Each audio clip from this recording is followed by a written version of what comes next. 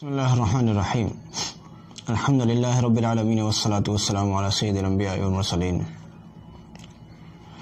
احادیث طیبات میں عذاب قبر کا جو ذکر کیا گیا ہے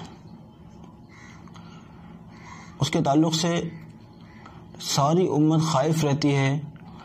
حدیث میں ہے کہ اگر قبر میں پیش آنے والے حالات اگر تمہارے اوپر کھول دیے جائیں تو اندیشہ یہ ہے کہ کہیں تم اپنے مردوں کو دفن کرنا ہی نہ چھوڑ دو، اس طرح کا مفہوم حدیث میں ہے۔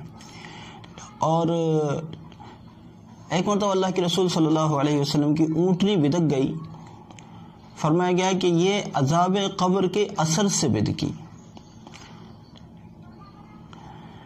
بہرحال قبر کا عذاب اتنی سخت چیز ہے، حضرت عثمان غنی رضی اللہ عنہ کے لیے منقول ہے کہ وہ جنت اور جہنم کے ذکر سے بھی کئی بار اتنا نہیں رویا کرتے تھے جتنا قبر کے ذکر سے رویا کرتے تھے۔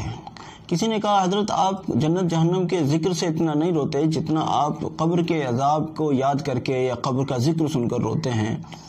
فرمایا کہ آخرت کی منزلوں میں سب سے پہلی منزل قبر ہے، آخرت کی منزلوں میں سب سے پہلی منزل قبر ہے۔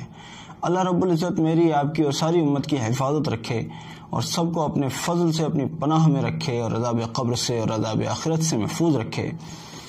اس سلسلے میں ایک بہت عالیشان عمل بھی حدیث شریف میں منقول ہے کہ قبر کے عذاب سے بچنے کے لیے ایک ایسا مختصر بڑا آسان عمل جس کے متعلق منقول ہے کہ اللہ کے رسول صلی اللہ علیہ وسلم جب تک رات میں نہیں سویا کرتے تھے جب تک کہ 2 سورتوں کی تلاوت نہ فرما لیتے تھے۔ ان 2 سورتوں میں ایک سورہ الف لام میم سجدہ جو 21ویں پارے میں ہے، اور دوسری سورت سورہ ملک یعنی تبارک الذی بیدہ الملک جو 29ویں پارے کی پہلی سورت ہے، یعنی پہلے 2 رکوع ہیں۔ فرماتے ہیں کہ اللہ کے رسول صلی اللہ علیہ وسلم جب تک ان دونوں سورتوں کی تلاوت نہیں فرما لیا کرتے تھے اس وقت تک رات میں سویا نہیں کرتے تھے۔ اسی کو نسائی نے اس کے سلسلے میں ذکر کیا ہے۔ کہتے ہیں کہ حضرت عبداللہ ابن مسعود رضی اللہ عنہما فرماتے ہیں کہ جو شخص سورہ ملک ہر رات پڑھے، یعنی سورہ تبارک الذی جس کا ہم ذکر کر رہے ہیں، اس کو ہر رات پڑھے جو شخص، تو اللہ تعالیٰ اس سے عذاب قبر کو روک لے گا، اس سے عذاب قبر کو روک لے گا۔ بڑا آسان کام ہے، ہر دن 2 رکوع رات میں پڑھنا۔ آج کل تو فون میں بھی قرآن موجود ہے، بائی دی وے قرآن تک پہنچنا کسی صورت اگر مشکل بھی ہے اور سورہ یاد بھی نہیں ہے تو فون میں قرآن موجود ہے اللہ کے فضل سے، تو فون کے ذریعے سے بھی ہم قرآن پڑھ سکتے ہیں۔ سورہ تبارک الذی بالکل مشکل نہیں ہے، 2 رکوع ہیں، بہت آسان ہیں، اور عذاب قبر جیسی مصیبت سے بچنے کے لیے اتنی معید ہے، حدیث شریف صحیح حدیثوں میں اس کا ذکر موجود ہے۔ اور پھر اس سب کے علاوہ ایک بڑی فضیلت یہ ہے کہ آخر کچھ تو اس میں ہے جو اللہ کے رسول صلی اللہ علیہ وسلم ہر رات اس وقت تک نہیں سوتے ہیں جب تک کہ سورہ ملک اور سورہ الف لام میم سجدہ کو نہیں پڑھ لیتے ہیں۔